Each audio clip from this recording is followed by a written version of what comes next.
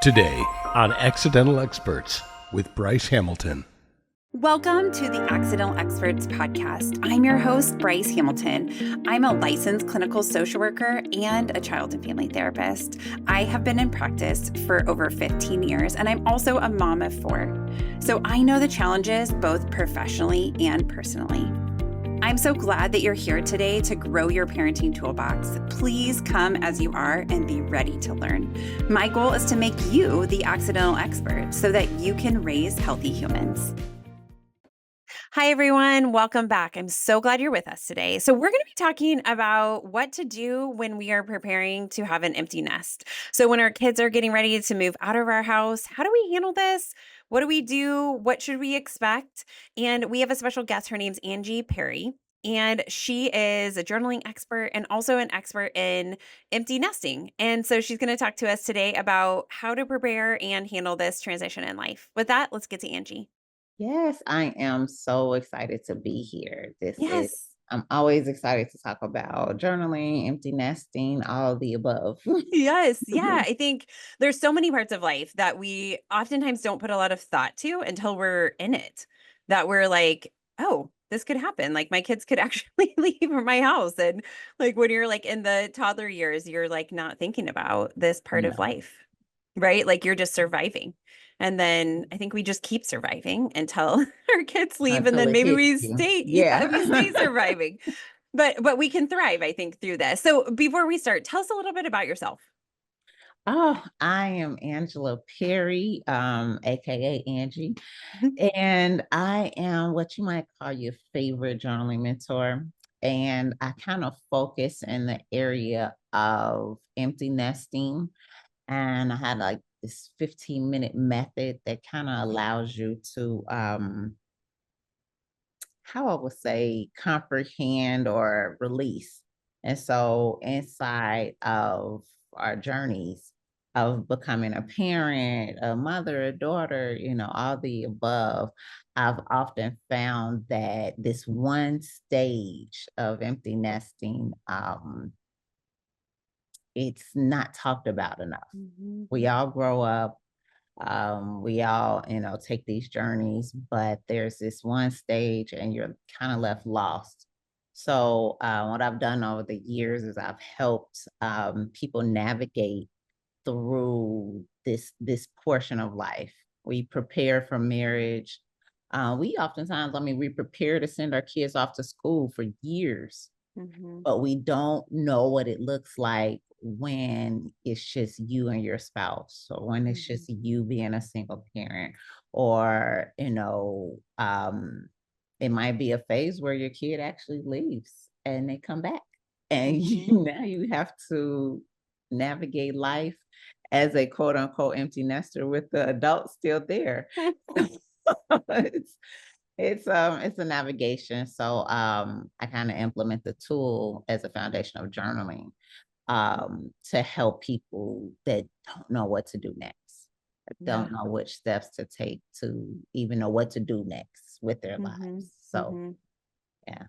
Yeah, that's great. So I think, when I think about this, and I still have relatively young kids, we're many years away from being empty nesters, but I know there are mornings where my husband and I are like, can you imagine, like, there's going to be a day where we're going to wake up and no one is going to wake us up. Like, we're just going to like wake up whenever that is. Probably at that point, it'll be like 5 a.m. because, we are not as tired. I don't know. But I'm like, I imagine like myself just like waking up at 10, right? Like I can't even, without being sick, I can't imagine a time that I have ever slept that late because I have children to take care of, right? Yeah. And my husband has children to take care of. And so like we've got stuff to do and they're busy and whatever. So I think we romanticize sometimes this place of being empty nesters, which it isn't something to not be romanticized maybe, or just like being thought of. But I think oftentimes there are challenges within that stage that we don't think of. What do you find that people struggle with in that period of life? Oftentimes what to do next. It's you have been in child rearing years for a long time, depending on how many children you had. It could have just been, 19, 18, 20 years, or it could have been where you've been doing this for 30 years. But it's this new phase of life where you have time, and I think everybody else assumes that they should continue to draw from your cup during that time. And it's like, I want you to kind of realize that this is a new season for you, and you have permission to really, really pour into your cup. No one gives you permission when they're younger. It's like they take it, and then you become drained and tired and all the above. But I'm an advocate for, don't wait till they grow up and leave the house to pour into your cup. But if that's the stage you're in, let's notice it. Let's be in a space where you know that at 9 o'clock you have something scheduled, and you have set boundaries, and you will continue to do the things that fill your cup while serving the rest of your family. It's a new phase, and you don't want to be the call person for everybody just because the kids are grown. And you don't want to be overprotective and not allow the children to grow up, because yes, they're yours, but they were gifted to you. They aren't originally ours in the first place. We didn't make ourselves. But in the sense, it's like they're a gift to us. Children are a gift. And when gifts are, all grown up, now you got a big gift, and a gift you can't cuddle anymore. You can't, get those little snuggles, and it's a process. I think noticing it before it hits you, slaps you, because you can go through depression at that stage as well. You can feel withdrawn. You can feel out of place. And I want you to kind of pour back into your cup so that you're not the person, what do you have, the auntie that's always in everybody's business. So, finding things that fill your cup in this no season. You might go knitting, you might serve, in the community, but I want you to recognize it before it kind of like hits you super hard. Yeah. Well, and I mean, so it's like this idea of like, we have a purpose. Like as a parent, we know what our purpose is. We wake up, the kids are up, we have a responsibility to feed them. We have a responsibility to clothe them. We have a responsibility to get them to school, to pick them up, to feed them again, snuggle them, get them to bed, right? Like we have all these responsibilities. And then obviously as they're growing, those responsibilities do change, but there's still a piece of them, right? Their whole body is in your house, right? Maybe not as often as it was when they were younger, as teenage drivers like to explore the world, right? But I think, they're still there. You still, you may not see them as much, but the food's still gone. Right? Like you have all these responsibilities. It kind of reminds me of retirement, right? Like when people retire, they're like, what are you going to do with your retirement? And people are supposed to have these like grand plans. And sometimes people are like, I don't know. So it's almost like that stage of life. Like you have to re-find your purpose, because what you were doing for so long was X, right? All of these things. And then, if you go to the store and buy the same amount of food as you did when you had 4 kids, and now that's just 2 or 1 of you, yeah, there might be a problem. yeah, you're gonna have a lot of excess, right? You're gonna have to throw some parties. But I think it's that piece of like, what does it look like now? How do you adjust to that?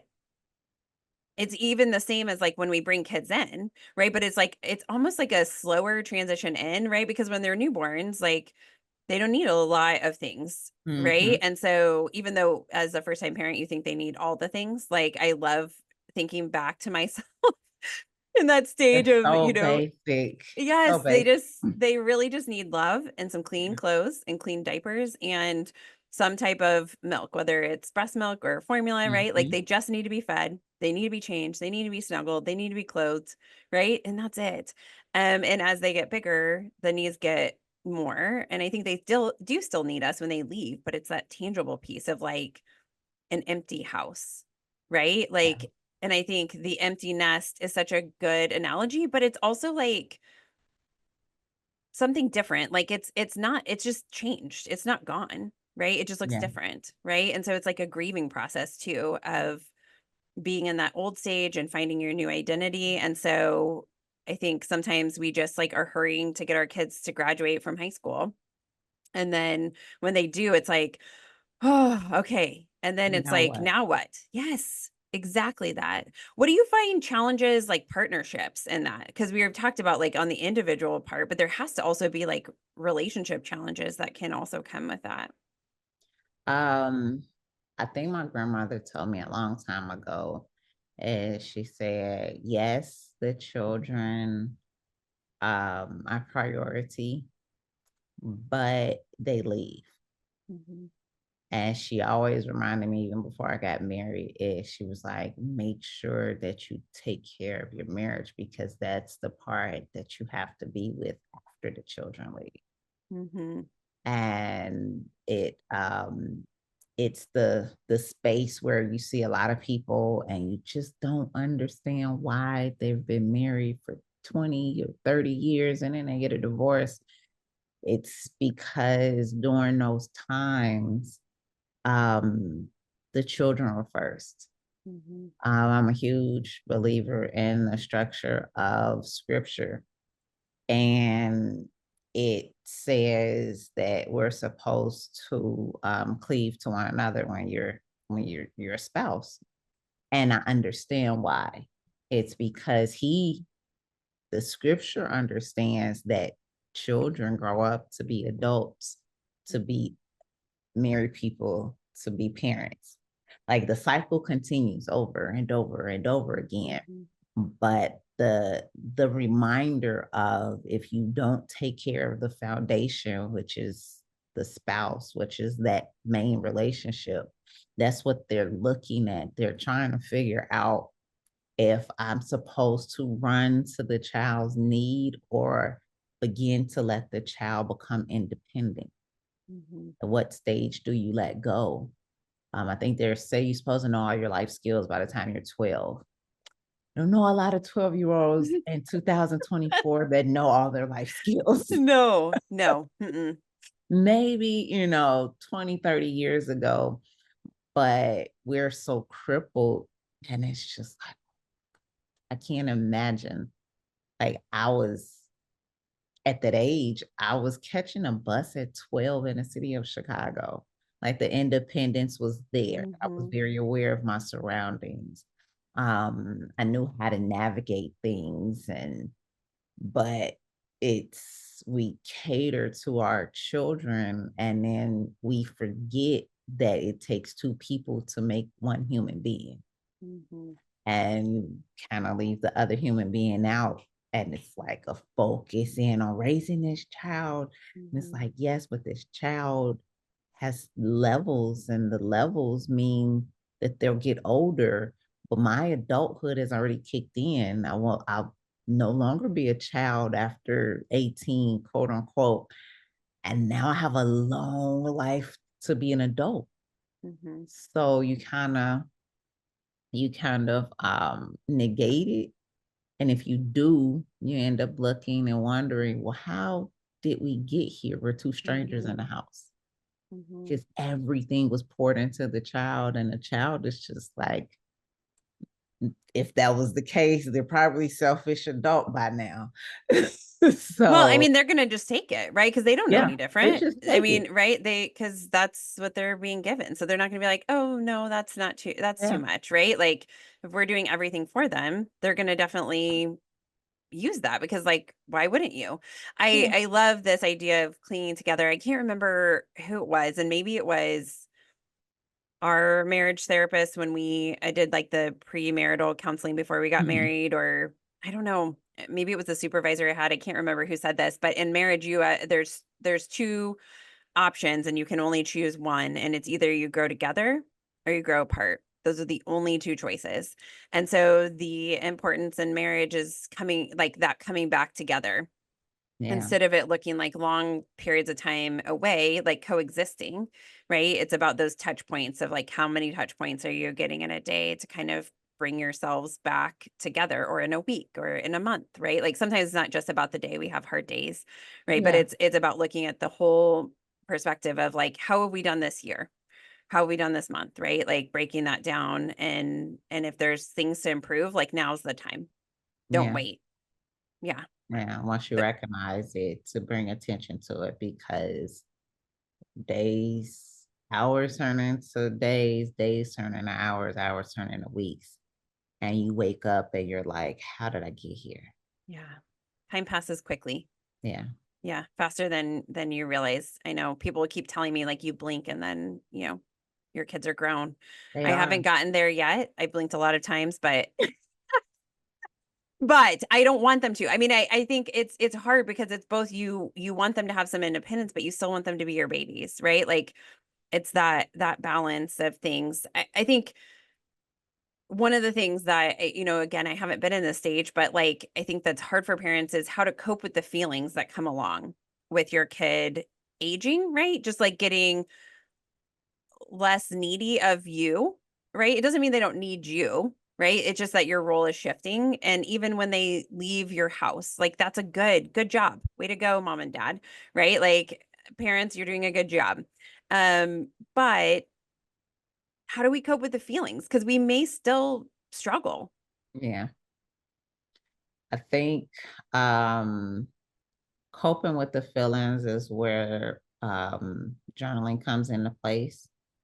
Is if you've never journaled, it wasn't an avid part of your life, it allows you to express yourself. Um, Being the overseer, the parent, the wife,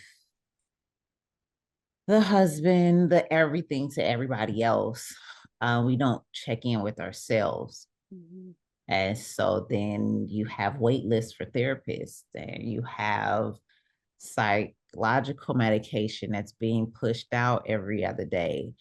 And we're just trying to put a band-aid on these issues. And we're like, well, I have anxiety or I'm depressed. And it's like, that's the symptom.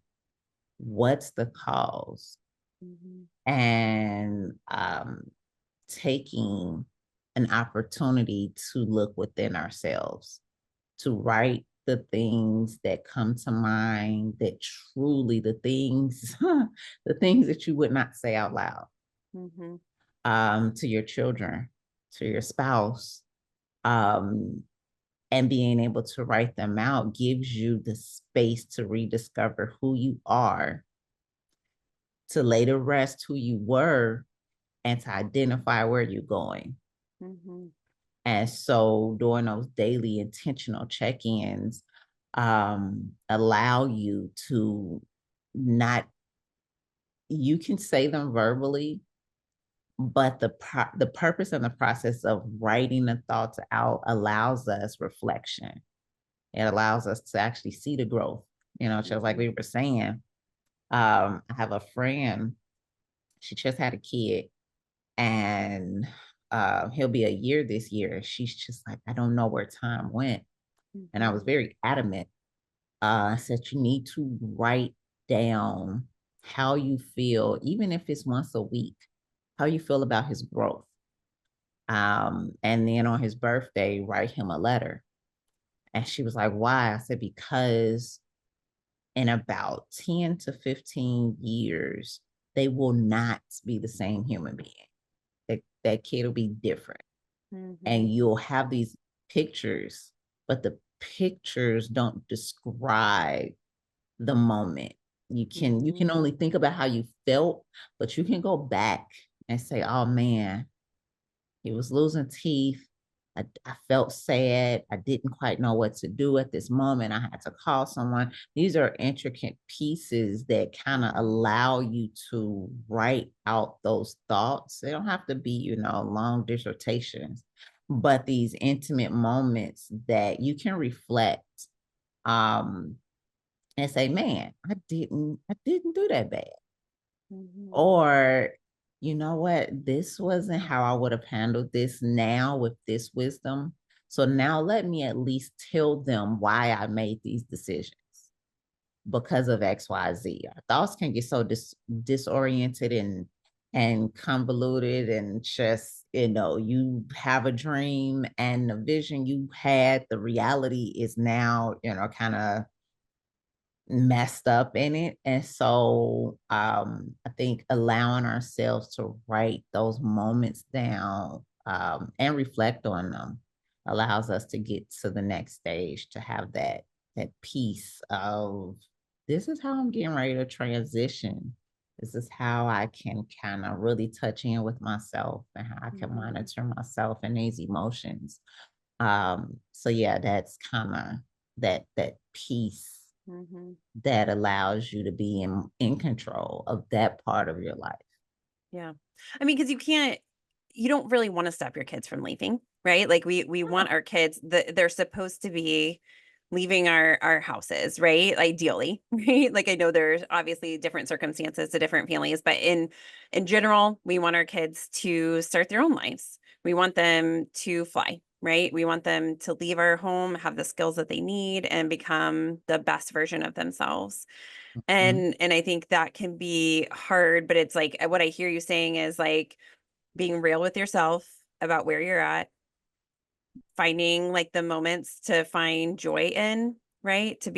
Have gratitude, right? And also to just reflect, because I think sometimes we do look history, we can kind of rewrite in our mind a little bit, right? Like we can tell a different story Yeah. than might have been actually what was happening. And if we document it, then we can go back and look. And I think it humanizes parenting, right? Of like, this is such a hard journey and no one's prepared.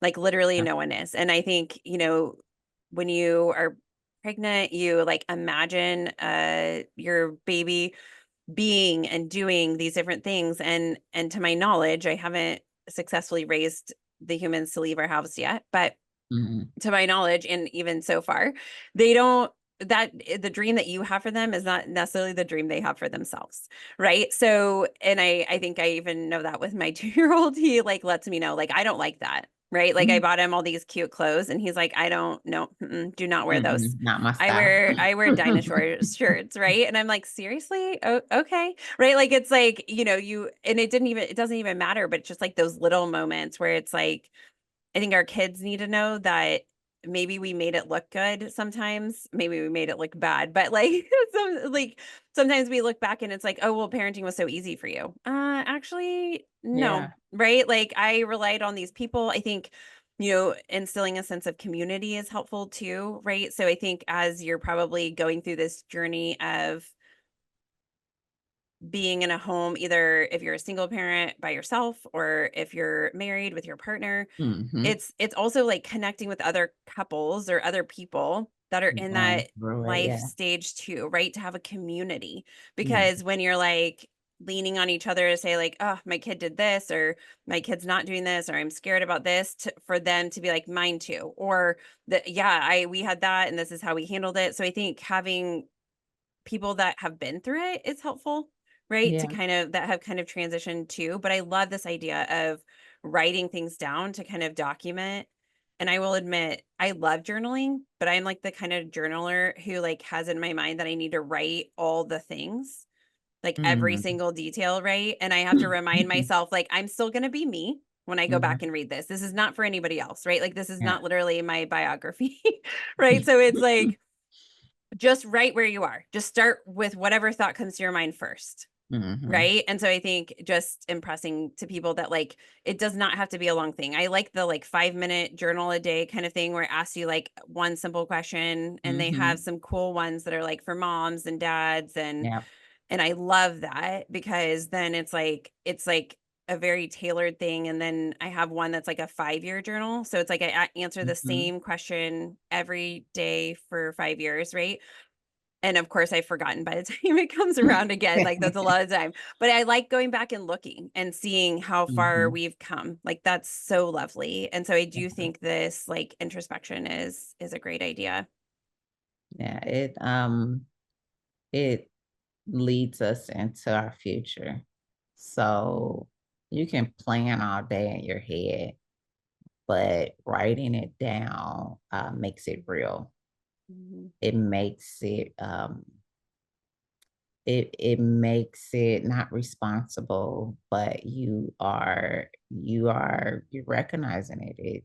It turns it into, oh man, this is no longer just a thought. This either happened or it needs to happen. And now you're responsible for the next steps. So yeah, it's kind of one of those things that if we didn't have journals, if we didn't have writings, we wouldn't know history. We wouldn't, have the things that we're able to kind of consume now. It would literally be, this is a new idea. And it's like, no, there's nothing new under the sun. This has happened again and again and again. People have had children over and over again. People have left. But community is where it allows you the it's me space. It's me too, where I don't feel isolated. I don't feel and I gotta be the only person going through this. This has to be the worst experience. And then it lightens the load when you find out you're not alone. Oh, this isn't a pity party, but it's good to know that I'm not alone in this. That, I'm not being attacked or I'm not, it's just, whoa, it's me. It kind of gives that sigh of relief, that this too shall pass. So yeah, being able to have those opportunities to be with others that are experiencing the same things is super important to growth and getting through to the next stage. Because then what happens after empty nesting is 9 times out of 10, the grandchildren come a couple years later. So now your house probably isn't that empty anymore. Yeah, I mean, it's thinking about past, present, and future, right? So it's keeping all those things in your mind all at the same time. And obviously the future is just a dream, right? Like it's just an idea. We don't know what that's exactly going to look like. And it may not be grandchildren. Maybe your kids don't want to have kids, and maybe it's grand dogs or cats or whatever, or maybe it's traveling together. I think, as you were talking, I was thinking about, I see lots of posts online sometimes that talk about like, you only have 18 years with your kids, like 18 Christmases and 18 spring breaks or 18 Hanukkahs or whatever it is, right? Like these things. And I think, yes, but that's really a fear mentality, right? Like that's because the reality is that when I turned 18, I didn't stop coming home for holidays. I didn't stop spending Thanksgiving with my parents, right? I didn't stop wanting to go on vacations with my family. I didn't, right? So I think, yes,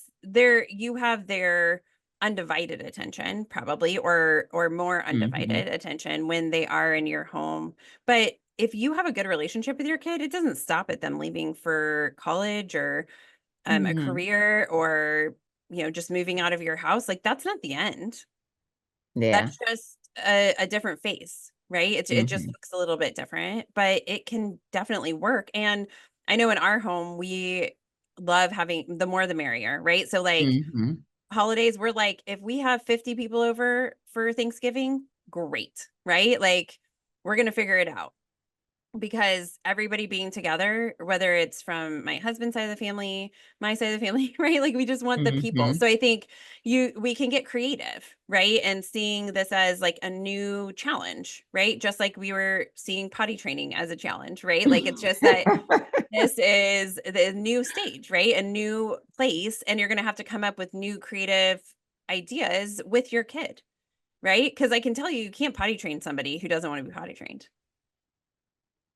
You can't. Like it is impossible. I've tried. And it just doesn't work. So that's the same place, right? When you have a 20-year-old and they're dating somebody, you're going to have to come up with the idea of like, hey, how do you imagine holidays looking? How can we, keep some of our traditions, start some new traditions? I think flexibility is key. And it's keeping everybody on the same page of like, grandparents and your partner and other family members to be like, hey, we're going to do this different. we're going to be flexible with this, right? Like this is kind of what it's going to look like, or we're going to incorporate some new traditions and bringing everybody in. Do you have Mm. other ideas of how to make that transition easier for? It's always just an open line of communication. Mhm. One thing that we did different in our household was we started spending Christmases out of town. Mm. So I from Chicago, I moved to Georgia. Um, I was in the military for 10 and a half years. So I was used to going back to Chicago every holiday. And when I got married, I was like, I want to do something different. And in that, we decided that we would find a beach to go to for the holidays.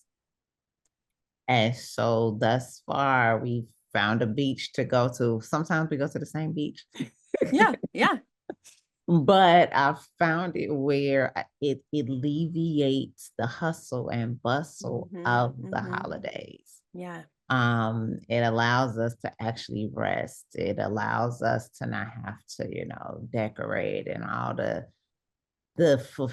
spot filling activities. Mhm. I just turn a movie on and we order some pizza. Like Mhm. it's just like, I'm no longer attached to the methodology that I grew up with. The Mhm. let's run around town and go shopping and I have to do this. And I detached myself from that and it feels amazing. Mhm. No, I learned that it was the people that I wanted to be around Mhm. more so than the activities of running in and out of stores and last minute wrapping paper and this and Mhm. that. And I'm like, I don't want to be part of that. I saw it Mhm. growing up, I experienced it, and I don't like it. Yeah. So, allowing yourself to grow in this stage. So Mhm. what you might have been accustomed to, what might have been tradition, um, to be and given an opportunity for you to actually grow. You do you I was listening to and I was reading, I'm really huge on sleep and understanding that when we sleep, our brain does these activities. And one of the things is you have the opportunity to learn. Your wisdom is actually rolled within your sleep. So you do all these other activities while you're sleeping. Your cortisone level, the calcium is flushed out your brain, but there's a sleep cycle that has to be implemented. And when you push it so far, um, and you cut your sleep hours down to 6 or 5, then over the years, it takes a long-term effect. And in studying it allowed me to really understand the importance of the things we take for granted, Mhm. i.e. sleep. Mhm. And um, in it, I was just like, you have an opportunity to grow at any stage in life. Not I'm 50, I don't want to learn anything. I'm too old for this, or my kids are grown and I don't have to do anything for myself anymore. Like that is a falsity. That's not Mhm. true. It is a lie. And what happens is if we have the desire to grow and learn, you can at any age. Um, Absolutely. I have a friend, her mother is 104. I think she turned 104 this year. It was either 103 or 104. And she's still out in the field mowing grass. I love it. Like, I'm just like, are you serious? She's like, yeah, mother, she's outside. And I'm like, oh my gosh. She's learning how to use technology. Like Mhm. she's making TikToks. And I'm just like, this is what real growth looks like. Yeah. Um, so understanding that this time span, this 20 years is such a short notch on the lifespan of a human being, a healthy human Mhm. being, it's like just a notch and you have so much more life to live. Mhm. And knowing that the traditions can be changed. Yeah. Your outlooks can be changed. You have an opportunity to grow in every season of your life. So Mhm. taking that as my child is leaving, I've done this one part, so they're still alive. And if they have anything, a tragedy has happened, that's part of life as well.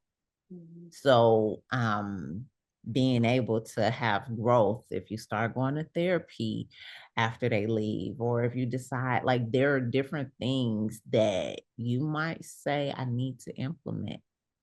Yeah. So I think knowing the stage that you're in the empty nester, the next Mhm. stage, I think being open for growth Yeah. is very important to live in, you know, a long, successful, healthy life. Yeah. So, yeah. Yeah. Well, and I think, preparing our kids for this because they're going to go through this too. Right. So I think, I find myself kind of dialoguing what I'm doing and thinking and feeling like not overly, but it's like if something happens is disappointing, I'm like, oh, that was disappointing. Or I'm excited or whatever, like to just normalize talking about it. And I think we Mhm. can say to our kids, like, I'm so excited for this new experience for you. Like I'm so proud of you for all the things that you've done to get yourself to this place where you're moving to your next stages, but I'm also terrified. Like I'm Yeah. scared, maybe not so much for you. Like I'm scared because, how will the world treat you? Right? How Mhm. will that be for you? I have some nerves about that, but mostly I'm like, what am I going to do with my time? Right? Mm. And maybe as a preparation for transitioning, you say like, hey, will you go with me to try some new things before you go? Right? Like when you start your kids starting high school, you're knowing, I mean, there is Mhm. a deadline on this, right? Like you've got 4 years, right? And so I think it's what I hear you saying is like prepare ahead of time, right? Don't wait till the last minute to be like, oh shoot, they're gone. Now what? It's Mhm. like, hey, we know when this is happening. It's not a surprise, right? So start planning for your life for later now, whatever place you are, whether you have small kids, middle Yep. schoolers, high schoolers, like you can start now in preparing for what are your hobbies? What are your interests? What do you like doing? Right? Yep. Spending some time taking care of yourself because I think that makes sense. And also finding time to spend with your partner to like model those things because Mhm. your kid's going to go off and they're going to start relationships. Yeah. They're going to be looking for their hobbies. They're going to find moments where they're scared because they're in their dorm room, potentially, if they're at college and they're like, I have nothing to do. And you're going to if you have shown them how to do that, they're going to be more likely to engage in that scary part of like, even though their roommate said, come over anytime, they don't want to do that because they're scared Mhm. and they might be more likely to engage in that. So it's almost like the bravery that we show while we're raising our kids is also the bravery that they will Man. exhibit when they're Mhm. growing. Yeah, we subconsciously do the things that we see. Mhm. And so it's so important to know what you're reading, what you're seeing, what you're hearing, because it comes out in your actions and your words. You can lie, but the ultimate part is your actions. It shows up what you're feeding yourself. So if you're feeding your children a healthy relationship, how to manage their emotions, how to communicate their feelings in a respectful manner, how to, get through hard times Mhm. and not freak out and blame everybody else, but to take responsibility and get through it. Um, they subconsciously, everybody's different. You have 10 kids and they are all different. Yes, yes, yes. But there are pieces of you that they take with you. I mean, take with them. Mhm. Like it's just sometimes I was listening to my mother. We're both on this video. I was recording my cousin and he had called, I think it was like a 20, it might have been about 15. I don't want to exaggerate, but he was about 6 feet tall. And the snake he was holding was like here. So it had to be at least at a minimum 15 feet long, right? So yeah, I killed the snake. And I'm listening to myself talk in the video, and it made me pause because my mother is talking. And I was like, is that me or her talking? And then it was her, but I thought it was me. And I was like, oh my gosh, like, do I sound like my mother? Yes, yes, yes. So, it just comes.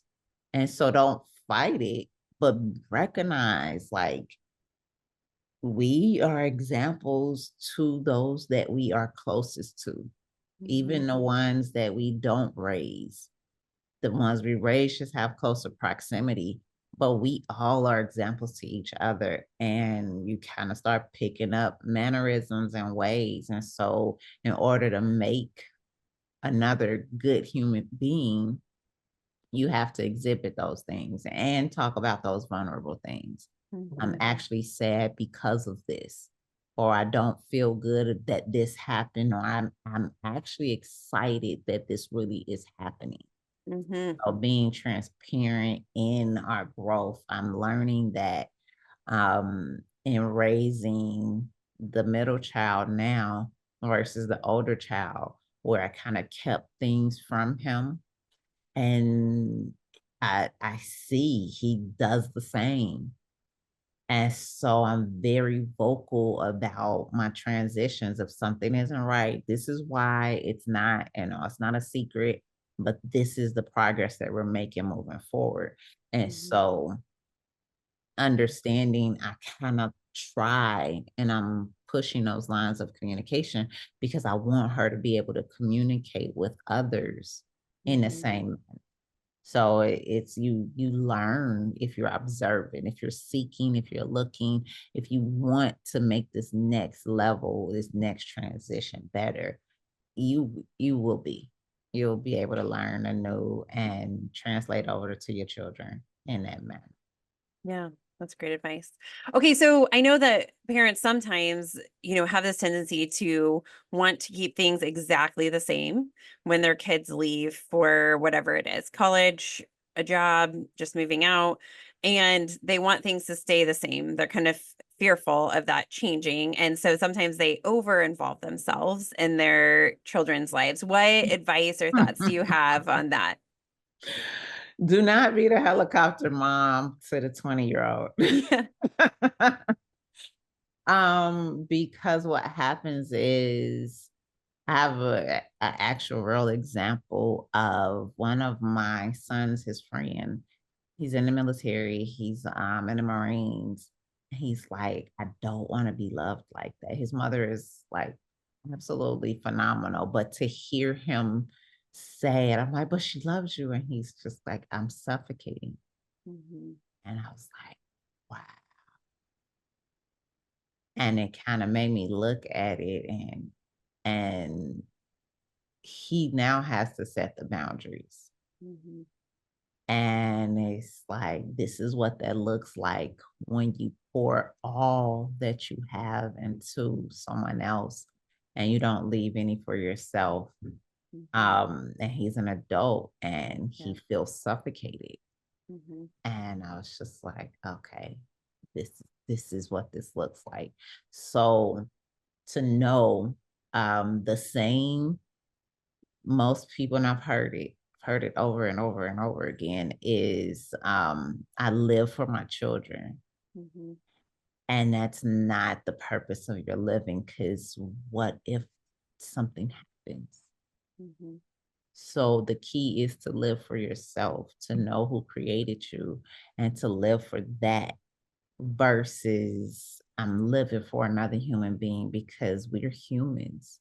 You're laying so much pressure on this individual that they will never hold up to it. It's impossible. It's an imaginary expectation. And when you expect things of others, you're always gonna fall when that expectation isn't met. And so recognizing that they're human just like you. They're just younger than you. They might have come from you, or you might have raised them, or however the dynamic of your family is.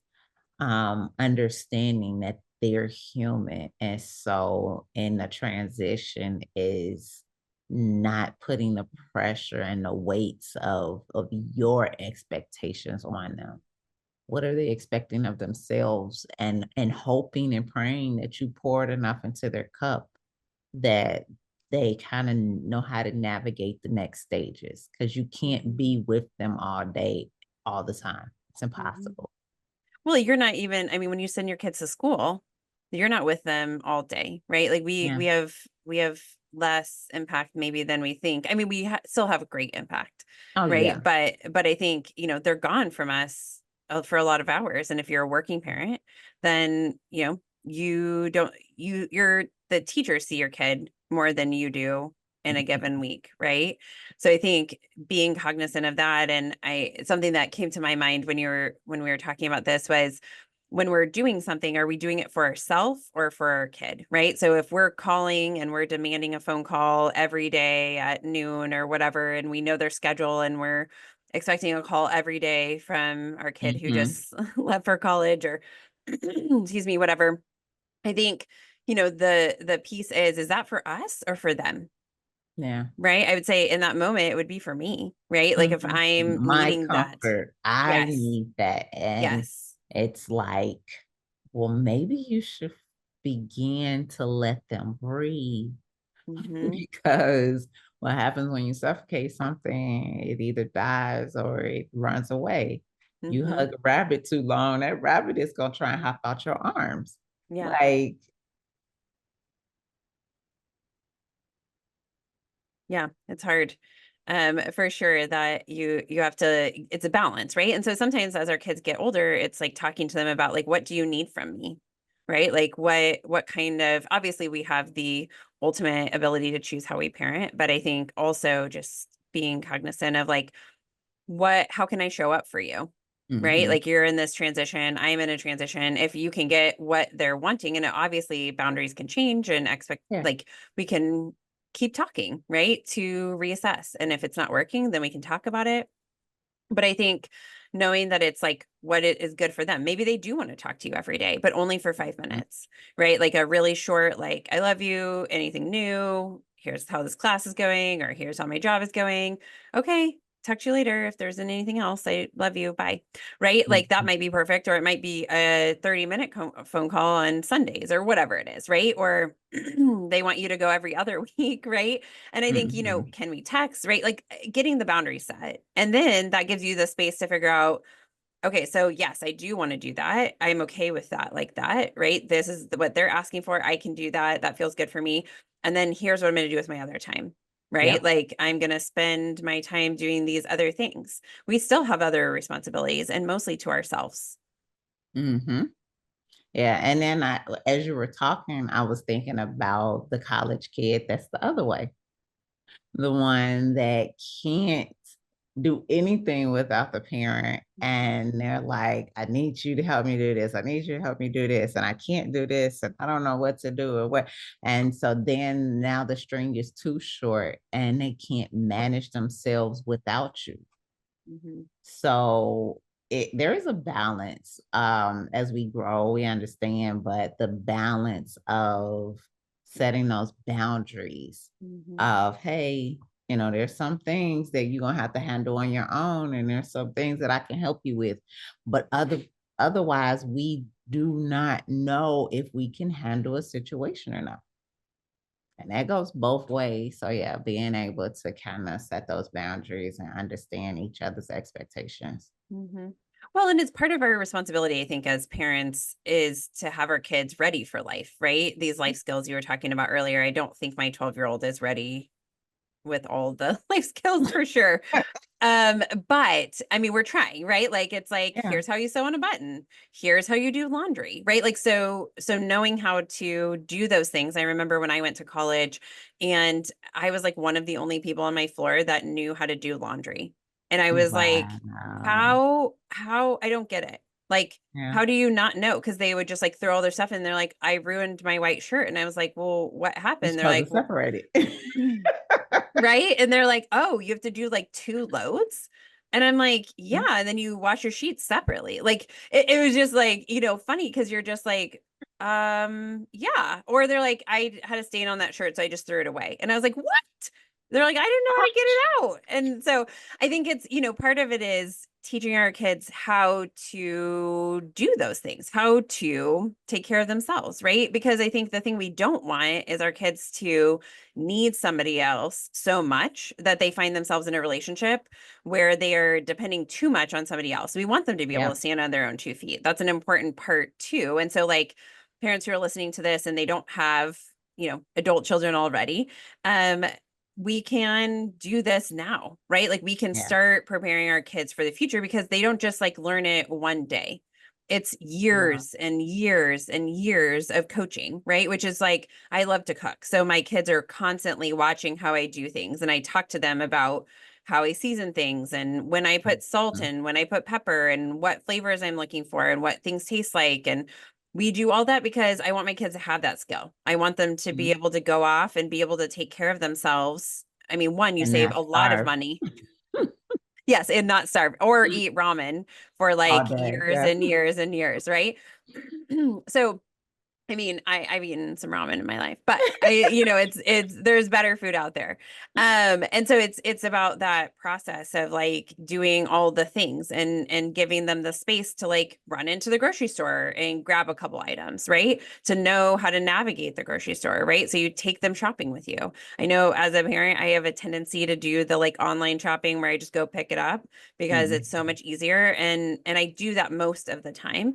But I do make an effort to take the kids to the store every once in a while so that we're getting familiar with that so that they can too go to a grocery store and be like, hey, we just need mustard. Where is the mustard? Be able to read the signs, be able to find the aisle, right? Like these kind of things, be able to pay for it, understand how you check out. Like these things seem simple, but if you've never done it before, then you don't really know. So I think there's a lot of parts that go into this process.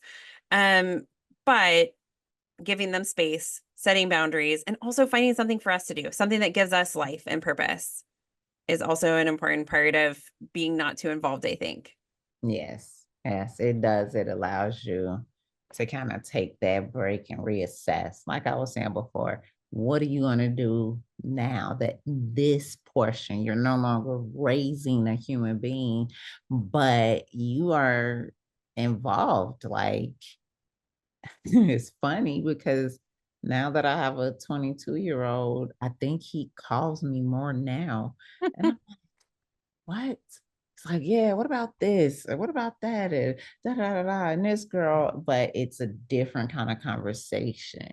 So you think, oh, well, they're just going to, but no, they actually need you more in a different way at that age. So now they're trying to navigate life and job and, how to deal with employees and employers and depending on, the facets of life that you're in could determine, what stage you're at or if they're or if they're taking over the family business at 22.